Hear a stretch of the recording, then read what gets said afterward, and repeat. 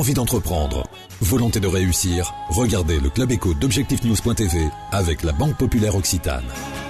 L'aéroport Toulouse-Blagnac, le partenaire des entreprises du Grand Sud-Ouest, vous présente le Club Éco d'Objectifnews.tv.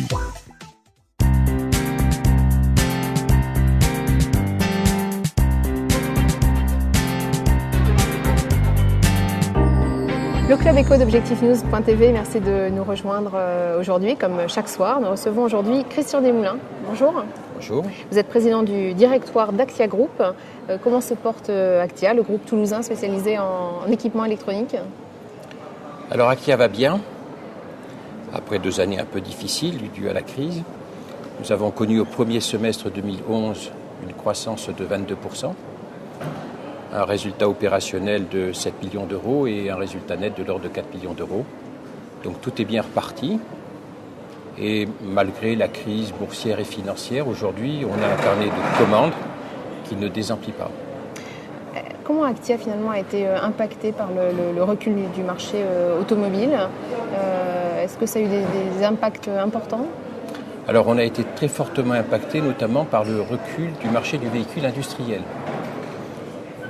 Nos grands clients dans ce domaine, les fabricants de camions, de matériel agricole, de véhicules de chantier, ont connu pour les uns une réduction d'activité de 70% et pour les autres une réduction d'activité parfois même de 100%. Donc ça a été relativement dur, ce qui explique la baisse du chiffre d'affaires d'Actia de 2008 à 2009 de l'ordre de 15%, mais une reprise de l'ordre de 10% entre 2009 et 2010. 2010-2011, je viens de le dire, de 22%. Comment vous analysez cette sortie de crise?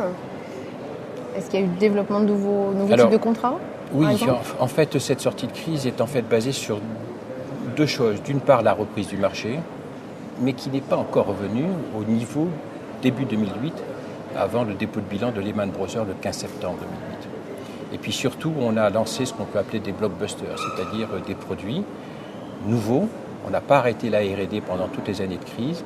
Ces produits ont été lancés, 4 produits forts ont été lancés en octobre 2010 et tournent aujourd'hui à pleine capacité. Vous avez des contrats notamment sur les véhicules électriques avec le groupe Bolloré, un contrat important pour vous? Oui, alors ça c'est un contrat sur lequel on est parti en production en septembre dernier, donc il y a 2 mois, notamment pour concevoir ce qu'on avait fait et produire ce qu'on fait maintenant, toute la ligne de traction, c'est-à-dire l'électronique, le moteur électrique et le réducteur des véhicules de Bolloré qui servent à faire Autolib à Paris. Et on a 3000 véhicules à réaliser. Quelle est aujourd'hui la stratégie d'Actia Group que vous dirigez? Se concentrer sur les systèmes embarqués pour les véhicules en moyenne série. C'est un domaine qui connaît un taux de croissance relativement important actuellement.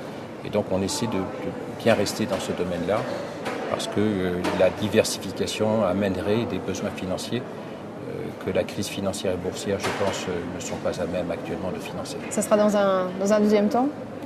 Oui, il faut prendre un petit peu de temps. Notre taux de croissance est aujourd'hui relativement fort et donc il faut faire attention. Combien de salariés? 2600 personnes. On a 15 filiales dans 15 pays du monde aujourd'hui. Et donc, voilà, on est présent notamment sur le marché chinois, qui est devenu le premier marché mondial en matière de véhicules industriels. Alors vous êtes président du directoire d'Actia Group, vous êtes également le nouveau président du Cercle d'Oc ici à Toulouse, l'un des réseaux toulousains les plus influents. Quels sont vos projets? Vous savez que le Cercle d'Oc, c'est un cercle où sont admis des membres de la sphère économique qui ont fait quelque chose de significatif pour Toulouse ou pour Midi-Pyrénées. Et notre mode de fonctionnement est très simple. On invite un conférencier par mois à peu près sur un sujet qu'on considère comme stratégique pour Midi-Pyrénées. Les conférences sont libres, c'est-à-dire qu'il n'y a pas de journaliste, excusez-moi. Donc la parole est libre, les questions sont libres, les réponses sont libres. Et chacun repart en ayant fait en quelque sorte son propre jugement sur le sujet. L'influence qu'on prête au Cercle d'Oc est simplement une réduction d'entropie de ce que chacun peut penser sur un sujet. Et ensuite, chacun à la tête de son entreprise, de sa chambre de commerce et d'industrie ou de sa structure publique ou privée repart avec son propre jugement sur les choses. Merci Christian Desmoulins. Je vous en prie.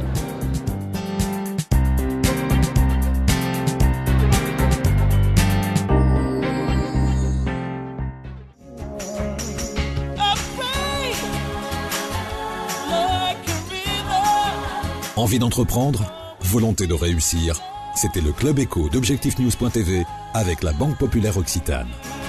L'aéroport Toulouse-Blagnac, le partenaire des entreprises du Grand Sud-Ouest, vous présente le Club Éco d'Objectif News.tv.